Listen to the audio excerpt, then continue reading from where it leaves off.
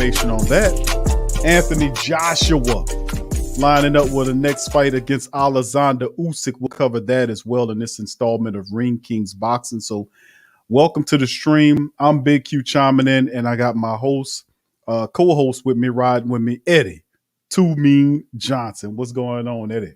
What's going on? Doing pretty good, my friend. In this episode, fam, like I said, we got a couple of things we're going to talk about here. Of course, we've seen a fight with Shakur Stevenson. A lot of people kind of down on that fight, to me, and the fact that Shakur Stevens didn't do enough to kind of put Jeremiah, how can I make sure I pronounce the man name, Nakathila, down like he was. Well, he knocked him down in the fight, but to get him up out of there, and it was a very interesting fight. So let me open up and play before we get into that breakdown. Let me play a little interview here for Shakur Stevens and let him hear from his thoughts on after the fight against Nakathila. Here we go. You get the win, 16th of your career. What's your assessment of your performance this evening? To be honest with you, I ain't really like my performance. I feel like I could have performed a lot better, but it was an awkward fighter. You got an awkward fighter throwing hard punches, and he know how to grab, get away, and it was a real awkward fighter, that's all. You rarely get hit. We see a mouse under your right eye. You were pawing at it. How much did it bother you? Nah, it ain't bothering me. I like it. I like a little scratch. I feel like it made me look tougher. All right, now you can go back home and everybody will be happy about it. But defensive mastery once again, 114 to 28 in terms of punches landed. But could you have stepped it up and gotten them out of there?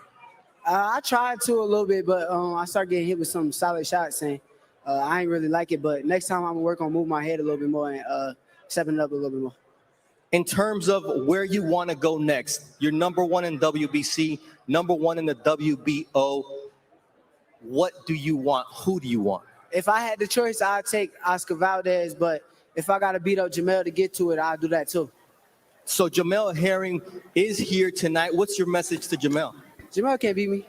Hey, Jamel know what it is. I don't care how I performed. I don't care nothing. Jamel know what it is. All right. In terms of the rhythm of this fight, at what point did you think you had him best? Because it looked like you got off to an early start and then you just kept it at that same speed. I don't know, probably like the fourth round. But at the end of the day, like I said, it was an awkward fight, an awkward style. Every performance ain't going to be the best performance, but I'm going to perform better next time. In terms of when you look at the reaction of the fans, what did you think about their reaction tonight? Hey, shit, I think they love me. I feel like they love me. I heard a lot of cheers, a lot of fans bigging me up and cheering me on, and I appreciate it. Thank you. Shakur Stevens, man, as the young champion there, improves after the fight. To me, you've seen the fight with Jeremiah Nakathila. What was your analysis on it? A lot of people feel like, and of course you heard him, he wasn't really too happy with his fight, with the fight, but he had an awkward fighter, and you could see that Stevenson's shots were affecting Nakathila. He hit him with some shots that kind of hit him, his body reacted. But yeah, herky-jerky style of fighter, but nonetheless, Shakur Stevens was able to get him out of there. What are your thoughts on that fight? It was a awkward night, really, because the referee kept complaining about their feet. Get off his feet, get off his feet. You know what I'm saying? Your southpaw against an orthodox, they're going to step on each other's feet, not intentionally. So the referee kept on and on about that shit. It was like a frustrating night. But he, you know what I'm saying, in the awkward fighting, Jeremiah, he, you know what I'm saying, he of course, Stevenson saying that he was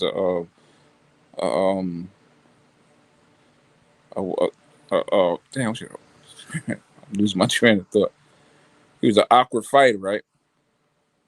You know right. Then on top of that, the referee kept on talking about the feet and all that shit, but he still pulled the win off. It wasn't his best performance, but he won every round.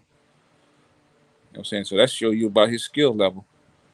But like Andre Ward was saying that he should have he should have attacked him. Like, he should have went after him with the high guard and got him out of there.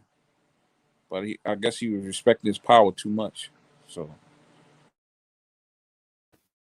Well, he did say, too mean. He did say that Nakathila had some power. You know, he didn't like it. So I mean, Nakathila was when he did hit him, he was giving him some good shots. So, but Shakur Stevenson got absorbed that, you know, the best way. He did mention that he did critique himself pretty fairly. Said he got to have more head movement in there. What do you think about that? oh yeah, definitely. You know what I'm saying?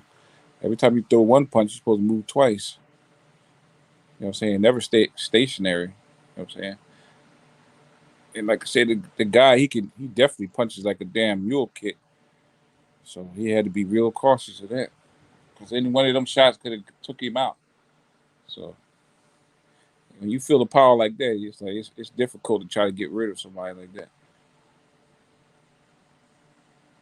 Right, and I agree with that. Like I said, watching the fight, you seen he was being pretty cautious. He was just having a smart fight, and he was picking his shots. And I think this is one of those type of outings where he'll improve upon it.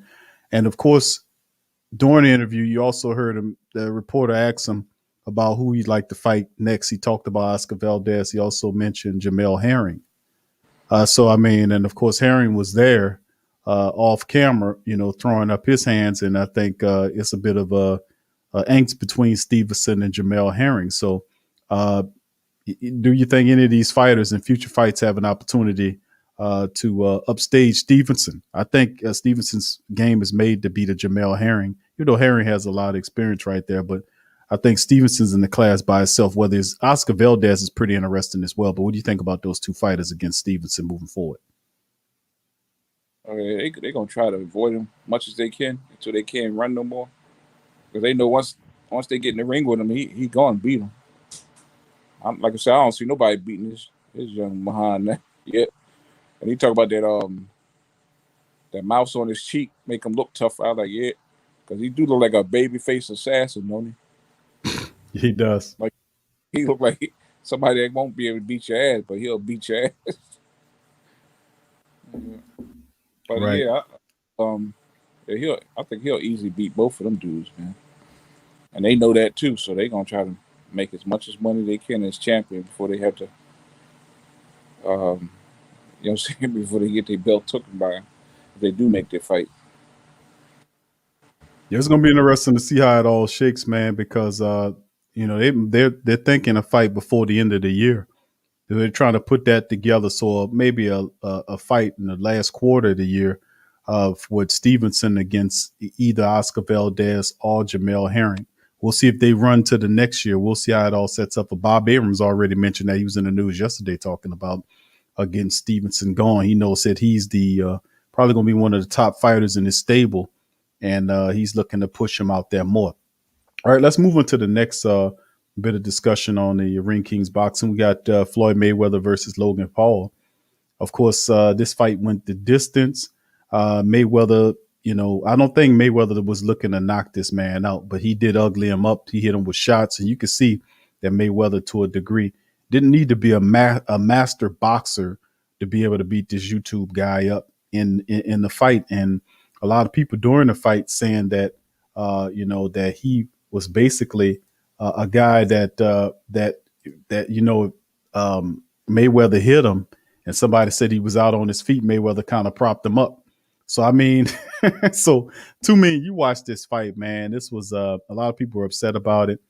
What do you thought about this fight expedition with Mayweather against Logan Paul? Yeah, that guy, like I said, Logan Paul is very strong, so he was able to hold his way to the distance. You know what I'm saying? Because he's definitely stronger than Floyd, but Floyd was touching him. When he was touching, he definitely was feeling it. Like, you know what I'm saying? And Floyd wasn't really putting 3-4 punch combination together. You know what I'm saying? So I don't think he was trying to get him out of there. So, No. Yeah, I think Logan Paul, he watched too many Rocky movies, man. You know what I'm saying? That's just gonna boost his ego up more. Hopefully he don't get in the ring with the boxers. They ain't gonna be able to won't hold back on him and hurt his ass.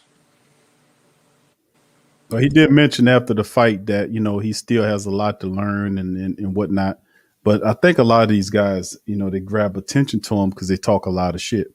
I think that's a big part of a lot of their games, and they're still learning the boxing game, still putting it together to have that amount of following doing it, and that's why boxing is sitting up paying attention to these guys because they got each one of them have massive followings moving around. So very interesting here. I knew Mayweather would take care of business, and like I said, he wasn't looking to knock the man out because if he was, he had several opportunities to put him down, but he did ugly fire Logan Paul even further and taught him to stop talking all that mess in the ring, but as well. But it was not much of a much of nothing in my opinion. He was gasping for air, boy. You know what I'm saying? He was trying his best to survive that. Had it been like a 12 round, shit, he would have been done by what was it, 8? He would have been done by like the 10th round. He probably would have collapsed in that damn ring.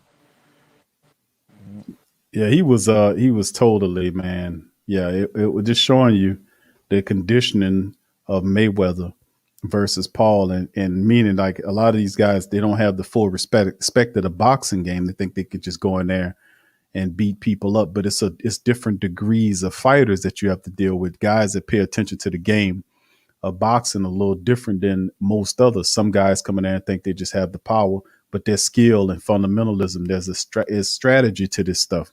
And a lot of these athletes or these entertainers get into think that they can survive in boxing, and they find out to get a brutal reality that they can't. And this guy got beat up in the fight, and he swears he'll come back and try to make it right. So we'll see how it all shakes. But Mayweather gets a payday there to me. Yeah, well deserved. You know what I'm saying? Make his haters hate him even more. Like, you know what I'm saying? He like, fuck it. Talk good about me, talk bad about me. As long as you're talking about me.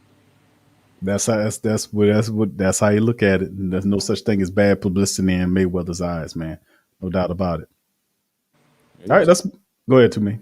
Yeah, he's a smart businessman, man. You know what I'm saying? He making moves. Still making money moves. So that's a great thing. This is his game, man. That's a big part of his game, no doubt about it. All right, let's move on to the next topic. We're going to talk about Teofimo Lopez versus George Kambrosos. Lightweight title fight moved up to June the 19th in Miami. This one's be going down here. And this is coming up real soon between two. If you know the unified champion, Teofimo Lopez takes on George Kambrosos coming up on the 19th of June. So with that being said to me, we talked a lot about Teofimo Lopez, who's, I like Teofimo. I don't like how he's how he's been the champion. I think he's been a guy he does way too much talking.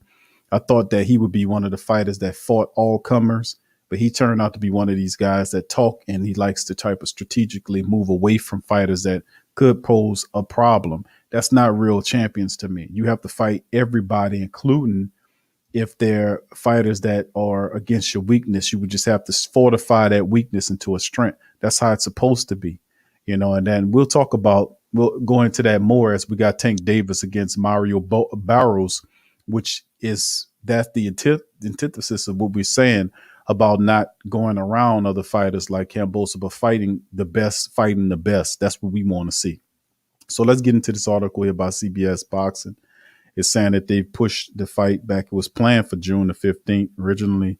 Now it's on the 19th. Boxing fans will have to wait a few weeks to see Teofimo defend boxing's 4 lightweight world championships against George Kambrosos after initial reports by Boxing.com that Kambrosos confirmed to Yahoo Sports that the fight has been delayed from the 5th of June to the 19th. The fight will take place at Lone Depot Park in Miami as originally scheduled. The June 5th date meant Lopez versus Kambrosos, which will air on Triller pay-per-view, would have shared the weekend with exhibition bout with Floyd Mayweather and Logan Paul. They couldn't have that. Shifting it to June the 19th does avoid potential conflicts with that event, which is expected to draw loads of attention what it did. So however, Lopez and Kambrosos in direct conflict with several other high-profile bouts. Showtime triple header scheduled for that night, headlined by WBC's middleweight champion Jamil Charlo versus Juan Macias Montiel. Also on that day, ESPN will televise a bout between IBF bantamweight champion NOE and Michael Dasa Marinas. Finally, and then you got Julio Cesar Chavez Jr. set to face against UFC champion Anderson Silva in the 10-round bout on pay-per-view that will feature Julio Cesar Chavez Sr. versus Hector Camacho Jr. How about that? And of course, Triller took a big swing with their bid on Lopez's first fight as unified champion, surprising the boxing world when they won Kambrosos' bout by bidding slightly more than $6 million, beating out the next highest bid of $3.56 million from Matchroom. So almost doubling, more than doubling that thing there. The move was thought to be an effort to show Triller's commitment to sports, extending beyond events featured on social media stars and retired legends. They're trying to get in the boxing game. But anyway, the fights between, the unified Lopez against Kambrosos, to me, we had an opportunity to look at Kambrosos and Lopez. What do you think about the winner in this fight? Can Teofimo Lopez get it done against George Kambrosos and keep moving in that division? Hopefully setting up a clearly unified title fight between him and Devin Haney. What do you think? Yeah, I think the only reason why he's taking the fight because he knows he's going to beat him. You know what I'm saying? Like you said, the amount of shit he's talking up, his actions ain't meeting it, man. You know what I'm saying? So I'm starting to lose respect for him. When you talk all that shit and then how you going to fight all the top dudes and all that shit, man. And then you're avoiding them. You kind of lose respect point for me. So, yeah, it's somebody he know he's going to beat. That's one of the reasons why they took that fight. But once you get to Haney, you know what I'm saying, Haney going to tear him a new asshole. Despite how Haney had the last fight there, his last matchup to me, where a lot of people wasn't thoroughly impressed with Devin Haney's last performance. And matter of fact, Teofimo Lopez and Ryan Garcia were, had some derogatory commentary to say about Devin Haney in this last matchup. But did Devin Haney lose a little steam in regards of, and Lopez saying, well, I can deal with that kid. I beat that guy you were struggling with. So, I mean, could that be a part of the process too, as well? You feeling like he could take Devin Haney? This could set up about as well. What you think about that angle? I think, you know what I'm saying, he had a pretty off night. And me, personally, I really think that he might have been messing around with some young girl or something. You know what I'm saying? Because his legs was giving out on him. And I'm like, you think he was having sex? Is that's what it looked like to you? His legs going on? Because, you know what I'm saying, through my experiences, you know what I'm saying, not sticking to what I was supposed to do. You know what I'm saying? You suffer losses and shit, and legs be weak as hell. He looked like he had sex or something with some female, man. You know what I'm saying? Start getting touched up a little too much. But I'm quite sure that from that performance, he's gonna go back and he's gonna look back on it and be like, okay, I need to get my shit back. You know what I'm saying, on point. He know what he was doing, so. Yeah, I have to agree with you on that. I think both, if you think about the performances of Devin Haney and Shakur Stevenson, both performances that could have been better performances. But what it does is it put each one of these really great young fighters on code coming into the next fight to whoever they're taking on to put in a better performance. That's obviously what Shakur Stevens is going to do, as well as Devin Haney. So hopefully Lopez take care of business against Kambrosos Jr., which more than likely looks like that might be the case, because you can't say even though he has a lot of the belts, Devin Haney still has a belt in that class, and if he wants to be undisputed in that class, he has to be able to beat Devin Haney as well. So eventually, hopefully, after Kambrosos, a fight is set up between Lopez and Devin Haney for full out unification in that class. Let's move into the next subject here too, man. We're going to go into the Tank Davis matchup against Mario Barrios. And of course, this was coming right here from, badlefthook.com's article covering it, saying Davis versus Barrios. Barrios says Gervonta Davis has bit off more than he can chew at 140. Barrios intends to show Tank what it is like to face a skilled fighter who has a size advantage. And of course, we watch. You sent me some. And I've seen Barrios fight before. He's a mean cat, man. He hits. He hits with dangerous and very mean and bad intentions to me. And he's a very very tough matchup for Tank Davis. But then again, Tank Davis wanted this fight to test himself, and he's going to have a really a tough opponent. What do you think about Tank Davis's opportunity to be able to fight a guy and face Barrios at 140? To me, this is supposed to happen on June the 26th. Coming into this thing, so hey man, this is getting close down to the wire. What do you think about this upcoming fight between him and Barrios? Barrios got to realize too that Tank Davis ain't no joke. He gonna be hitting him with some shit that he ain't never felt. He gonna hit him with some power that he ain't never felt before. So you know what I'm saying. And I don't think Tank bit off more than what he can chew. I mean, he wants to challenge himself. So by fighting the best, dangerous fighters like Barrios.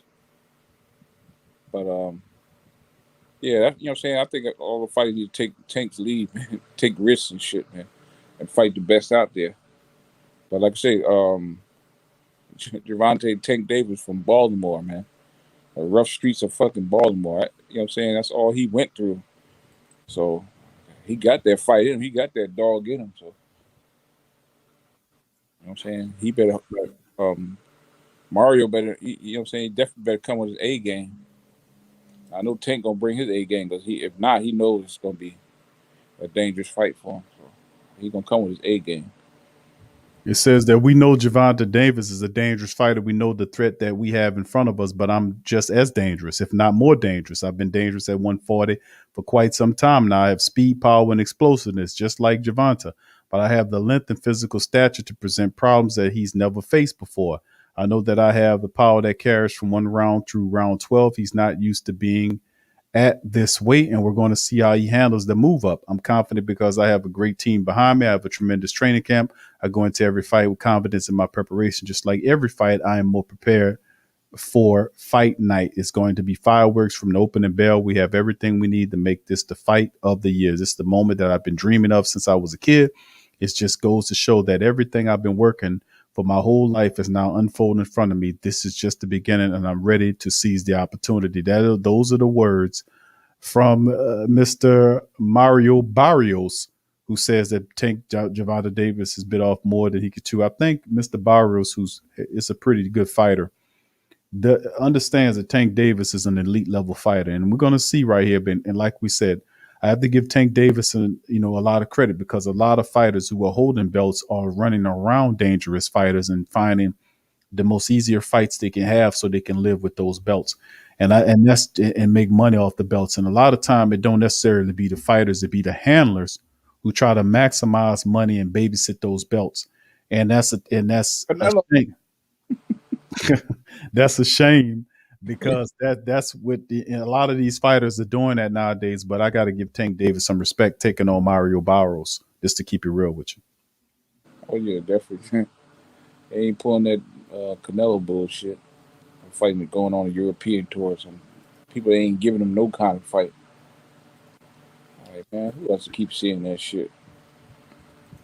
Yeah, I remember the last fighter that he fought, not the other guy, forgot the man's name. All of them, the last guy actually did a better job than the two previous guys, but the one before the last one he fought, I don't even much want to give these guys any credit. He was punching at the side of Canelo. He wasn't even trying to hit him. He was punching at, and then of course he was getting death threatened by his own people before what he was doing. They seen it was clearly obvious that he went up there and he laid down.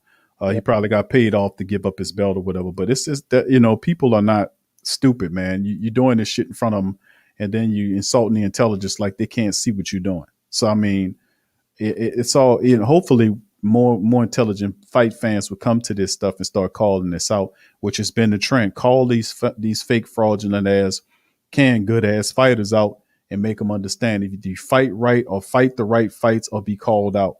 And it's a corrupt and dirty ass sport. Needs to be cleaned up by putting some of these top people in jail because they are in there doing some really incredibly foul shit. But anyway, Too Mean, if you want to comment on that, please feel free to comment on that, or we'll move into our next a bit of boxing news with Ugas. Oh yeah, they definitely need to clean that shit up, man, because cheating the fans like that, and the fans pay your bills, bro. You know what I'm saying? You can't be cheating and blowing smoke up your fans' ass and shit like you really doing some shit out there. You ain't doing shit. Fucking these, you know what I'm saying? They ain't like these throwback fighters. These motherfuckers get hit on the eye, one good ass punch, then they want to fucking quit and shit. You know what I'm saying? He's supposed to be champ. Champ ain't. He's supposed to go out on the shield, man. He ain't supposed to be quitting on shit on the stool and all that shit, man. That's when they get one little eye injury.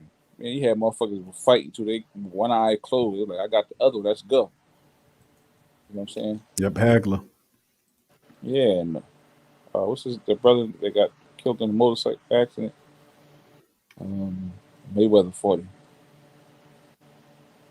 I know who you're talking about. I just can't call his name right Yeah, now. tall guy, man. Right. That motherfucker had that dog in him for both eyes swelling. He's still fighting, man. Getting dropped, kept getting dropped back to back. You know what I'm saying? He came back. You know what I'm saying? Those are real fighters and shit, man. These guys now get one little eye injury. I can't see. I can't see. Quit on the fucking stool. I'm talking about supposed to be champ, though. You gonna just give your belt up that easy? Come on, man. After you work. I know a lot of fighters' dream is to become champ since they like little kids and shit. Mm-hmm. You finally get there and then you just gonna quit like that in a big fight. You know what I'm saying? Over a little small little eye injury and shit. Yeah, it's sad, man. But that's the part of the boxing game a lot of people see. And hopefully we get that, we could continue to call that out, man, because that's the only way to get cleaned up, man. You got to bring air to it, let the sun shine on it, and, and dry up these cockroaches, move them up out of here. All right, let's move to the next one. This one coming from Boxing News 24. And of course, we talk about the welterweights. Let's move into the welterweight discussion now, too. Now, we did a previous show where Errol Spence versus Manny Pacquiao. Now we're looking at this, the guy who, the boxing organization gave Ugas Pacquiao's belt because Pacquiao's, it took him a long time, almost 2 years. I won't say about 2 years, and he didn't fight. So inactivity, they just yanked Manny Pacquiao belt, called him a champion in recess. Ugas became the real champion, and he was looking for somebody to fight. At first, it was Errol Spence. They were in the PBC. But Spence chose to take on Pacquiao, and that's a legacy fight. So I can see why he did that, of course. And then, of course, it'll be Pacquiao with him, and Ugas was left waiting to see who he wanted to fight. Well, Ugas is now making up his mind between two fighters. He wants either Keith Thurman or Mikey Garcia. So Keith Thurman has been looking all around and in around to see if he can find a fighter who he can then fight and take on, no takers. And now he has an opportunity to have a shot at a belt with Ugas. I said if Keith Thurman can get back in the championship picture with a fight with Ugas. Let's get into this article here. Ugas says he'll be fighting in the co-feature spot versus Manny Pacquiao and Errol Spence. There too mean on August 21st on Fox Sports pay-per-view. The WBA super welterweight champion Ugas, who's 26-4, 12 knockouts, isn't sure who he'll be fighting on Pacquiao Spence card. Ugas isn't happy that Pacquiao has decided to come back after 2 years out of the ring and face Spence because that was the fight that he was going to take. In the controversial move, the WBA will reinstate the 42-year-old Pacquiao as the WBO Super World 147. That's a bit of news there to me. Oh, you said WBA. The WBA will reinstate the 42-year-old Pacquiao as the WBA Super World 147-pound champion when he faces Spence. Where this leaves Ugas is unknown. What it does is, according to BoxingNews24.com, and what it does, it puts Ugas back where he was 2 years ago, which is on outside looking in. So the best he can do is fight a Thurman or a Mikey Garcia on the undercard, which is a shame. But this doesn't surprise me. This is a bit of a news right here because I did not know that they did that. Ugas says he's willing to fight anyone on August 21st card, including Sean Porter, Keith Thurman, and Mikey Garcia. Ugas is to be the co-feature on Pacquiao Spence. And this is what was said to me. Let the WBA do what they want to do, but I was the one thing that was going to fight, the one that was going to fight Errol Spence. And now all of a sudden, Manny Pacquiao has decided to come out of retirement and that they're going to fight, says Ugas, to fight hype. He says, I'm going to be the co-main event show August 21st. I'm not frustrated. I'm continuing to train and fight. I don't know who I'm going to fight on August 21st. I don't know why they're ducking me, but I'm willing to fight anybody. I really don't know. Let the best man win. Ugas said about Pacquiao versus Spence, says Udina. So if Ugas has the WBA title in his possession still on August 21st, that should increase his chances of getting a good opponent. But if the WBA strips Ugas by demoting him to give Pacquiao this title for the Spence fight, it will make it hard for him to get a good opponent. Dennis wants Thurman or Garcia. I feel I am better body puncher than Errol Spence. Ugas say I'm willing to fight anybody. Mikey Garcia, Keith Thurman, anybody. And of course, both of those guys, especially Keith Thurman, will want to stay away from Ugas because that is the weakness that Keith Thurman has to deal with, is he can't take them body shots like that. But anyway, the idea that WBA could be contemplating giving the belt to Pacquiao so that so him and Errol Spence will fight, and that will be the unification. So that is so much what boxing is nowadays. To me, what do you think about this, man? Comment on this. That's some bull motherfucking shit. I don't know what the fuck. It's like, damn, you can win the title without fighting, and you can fucking lose the title without fighting. I was like, fuck out. Well, he didn't lose it in the ring. They called him a champion in recess. So I guess whenever they say recess is over with, they're gonna take him. Well, and actually, if you think about the logic like this to me, you tell me what you think about this. They took the belt away from him because of inactivity, and called him a champion in recess. That was the term. We covered that story. But now that he's coming, that a fight is set and he's fighting a championship foe, he's coming out of recess, meaning he's active again, which means he earns his belt back because he really didn't lose it in the ring to anybody. Like you guys didn't beat him to get the belt. So I guess it does give the WBA an opportunity to strip him of the title and give it back to him, being that he didn't lose it in the ring. What are your thoughts on this? In other words, they fuck with Ugas' emotions and shit, huh? Yep. You know what I'm saying? That's fucked up, man. That's some bullshit. I like Ugas too, man. He's a cool dude, man. But hey, man, them motherfuckers come up with fucking words and shit, don't they? They did. They call them. Well, they bureaucrats, and they did say that. Yeah, he's a champion in recess. In recess, and he's active now, which means that he gets his belt back. That's like motherfuckers tell me they discovered America and shit. When some motherfuckers was already here. Come on, man. They come up with these fucking words, don't they? Yep. It's lawyer speak. Come on, man. That's some bullshit, man. I say that shit like I say, boxing need to be cleaned up, man, for real.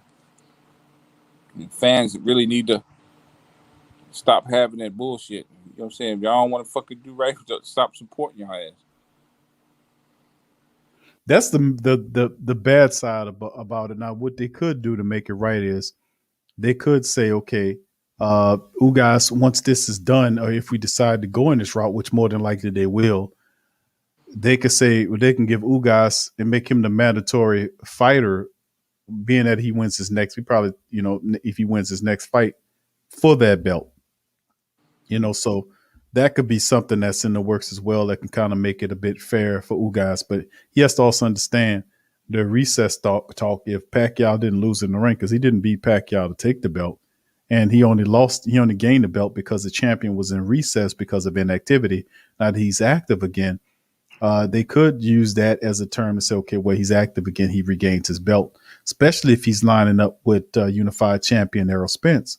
This is 3 of the 4 belts that would be up for grabs right here. And if Errol Spence beats Pacquiao, then it puts on a really good matchup between Errol Spence and Thurman, who's Crawford, who's yet to find a foe for his upcoming fight. So, his next round. So, I think he probably doing the knowledge to see what happens with Errol Spence and but it directly impacts it because by the end of this year, possibly early next year, we could have a unified welterweight championship bout between Crawford and Errol Spence. And I'm saying this could be a 3-fight event between these guys because these two are the top boxers at that class. So Ugas just have to do the knowledge, man. And the chances are, to me, they probably will strip him of that title because he didn't. To be honest with you, he didn't earn it in the ring. And that lawyer speak does work well, where they can say, well, we're going to set it up where Pacquiao gets it. And it's a big payday for all, to be honest with you. And that's what they're about. Mm-hmm. Yeah, that's some bullshit, though. They need to do it like if a champion back in the day, if they didn't defend their title, I think they had like a year to take care of the mandatory. If they didn't, they get stripped of the title, and the mandatory and I think the number 2 or the number 3, if they have the fight coming up, they supposed to fight for that vacant belt, and they become champ. They had to fight for it instead of just awarding the shit to somebody then gonna snatch it back from. Like, come on, man. Bullshit. Let's move on to the next one. To me, we got one, and this is the final one of the Ring Kings boxing. This is coming from BoxingScene.com. Anthony Joshua versus Alexander Usyk coming together for September, late September. And this article written by Ryan Lewis from Boxing Scene saying that Anthony Joshua fight with Alexander Usyk has been pushed back to late September, according to Eddie Hearn. Hearn says Joshua fight with Usyk, the WBO's mandatory contender, has basically been agreed, although it will not take place as been expected in August at Wembley or Tottenham Hotspur Stadium, where it had originally been due to he faced Kubrat Puloff last summer, or 2 possible venues, September 18th or 25th are the dates. And either would be Wembley or Spurs. Now today, KT, Usyk's promoter, replied to a contract with a couple of minor questions that I don't think will pose any problems. I think there are no issues with the fight, and it is one where you will see next. Joshua's been expecting to face Tyson Fury in August in Saudi Arabia, but when his fight fell through after the U.S. judge decided that Fury owed the fight to Deontay Wilder, Joshua's WBO mandatory became due. It has been suggested that Joshua might decide to vacate the belt to take an alternate fight, but Hearn insists that will not happen, which doesn't make any sense. If he wants to hold all the belts, and plus it looks bad if Anthony Joshua does that because it looks like he's running for Alexander Usyk. It doesn't get it. You lose the belt, you give up the belt. No, don't do that. You worked hard to get those fights. Fight the guy. He's a dangerous fight. But anyway, let's get to this. But he says he wanted to take a break after the Fury fight fell through to prepare for Usyk, probably having lost Andy Ruiz in 2019 when he stepped in on short notice. AJ knows how good Usyk is, but AJ wants to do a job on him, but he knows people are unsure about him winning the fight, and I think he likes that. Hearn said he's done 4 weeks of southpaw sparring up in Sheffield, and he's gearing himself for a big fight. We just hope that everywhere is open because we want 60 to 70,000 at Spurs. It will still be viable, but it would affect how much they make. I believe it does. Does a million pay-per-view buys. It is bigger than the Povetkin and pull-off wins.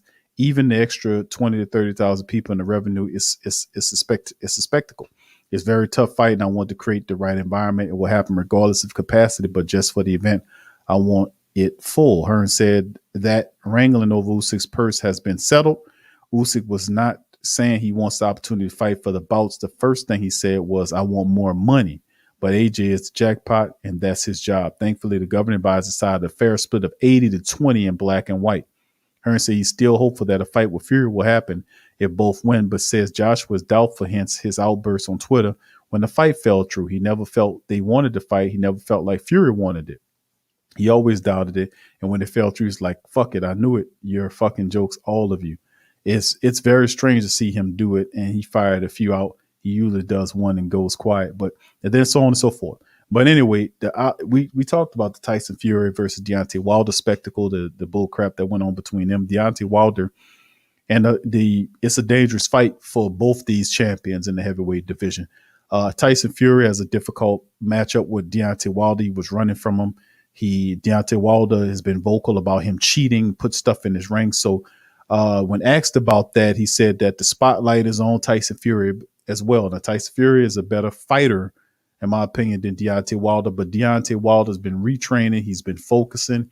He lost to him by way of cheating. He's super pissed. It's a very dangerous fight for Tyson Fury. And Deontay Wilder is not going to be lazy. He's going to come out active, and he's pissed. And that's a dangerous fighter to take on if you're Tyson Fury. And on the Anthony Joshua side of things, Alexander Usyk is the most skilled fighter that he had ever faced. I mean, Usyk is a master boxer in many regards, and this will be an interesting fight to see Anthony Joshua fight Alexander Usyk. It'll be very interesting. To me, you like Usyk a lot. I know you like Anthony Joshua. What do you think about Joshua Usyk?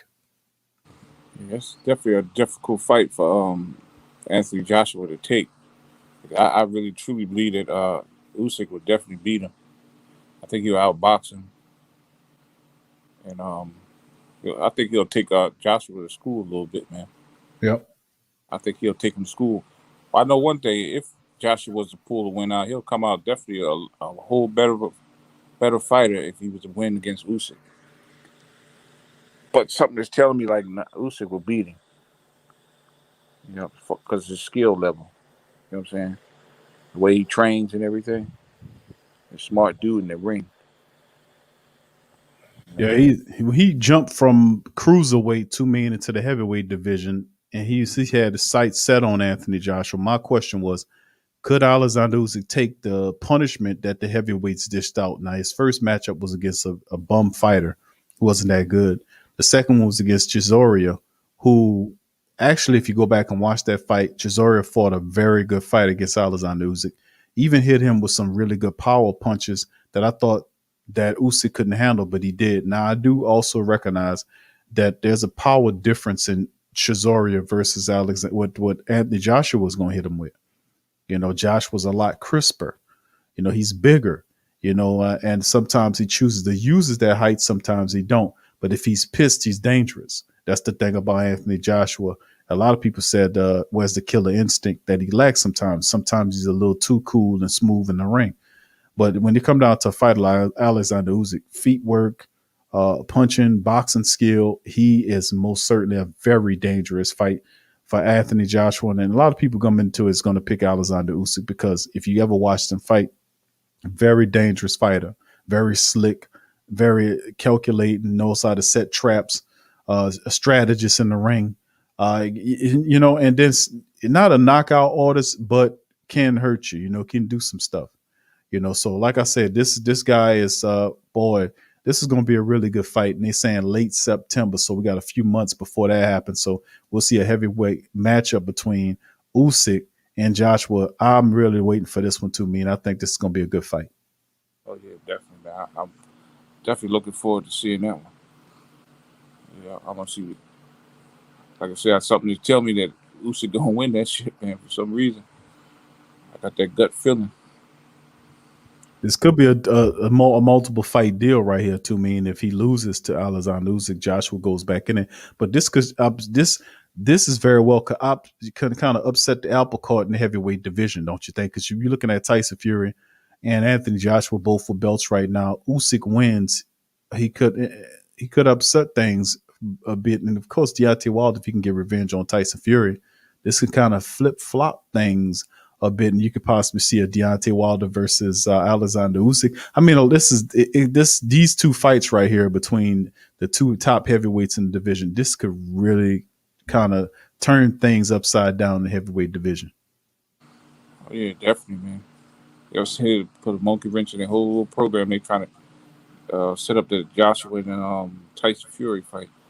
Well, both sides, like I don't think Tyson Fury gets past Deontay Wilder. And I don't think Usyk gets past. Joshua get past Usyk. So that fight we might not ever see that fight. Tyson Fury and Anthony Joshua. Yeah, if you do see it, probably won't be without one of them won't have any belts, if not both. Yeah, I know the powers that be. You know what I'm saying? Hoping to make a lot of money off that fight. They're gonna be pissed. Right. So we still got to watch out for a lot of cheatery. If they still trying to put that together, because that fight had the propensity to make, they talking about each fighter was in the neighborhood to make $75 million a piece just for the fighters.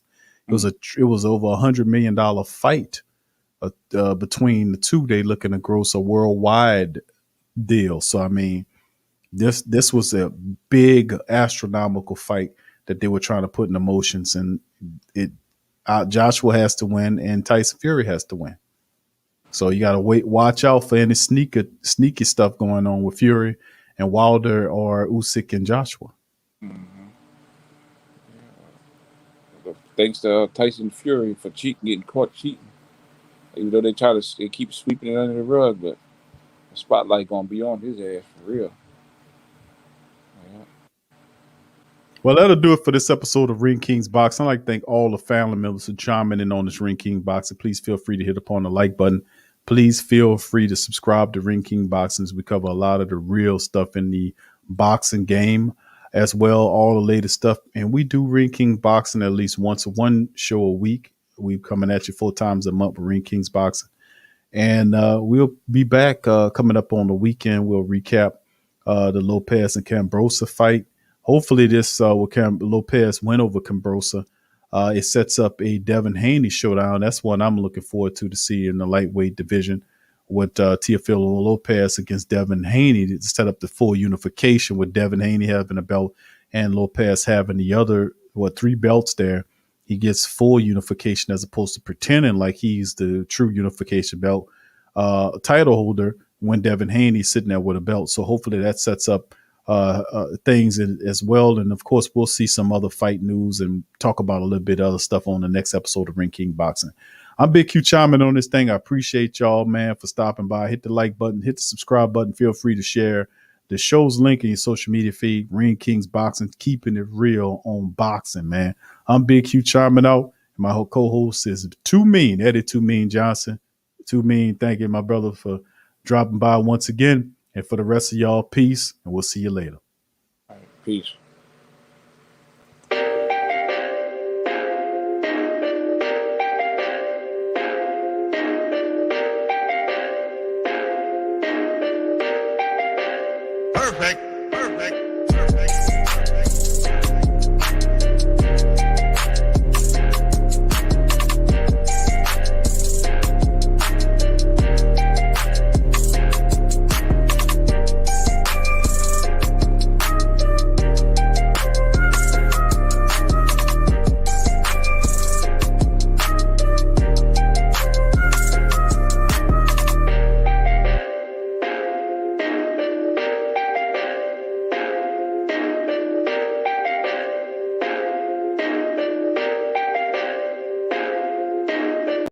TheWhoThatDaily.com. That's right, TheWhoThatDaily.com. Your one-stop shop for everything New Orleans Saints, New Orleans Pelicans, LSU Tigers, even the top flight boxing news. So if you're a Who That and you're looking for a place to stay up on your team, TheWhoThatDaily.com is your site. TheWhoThatDaily.com for the sport Who That in all of us.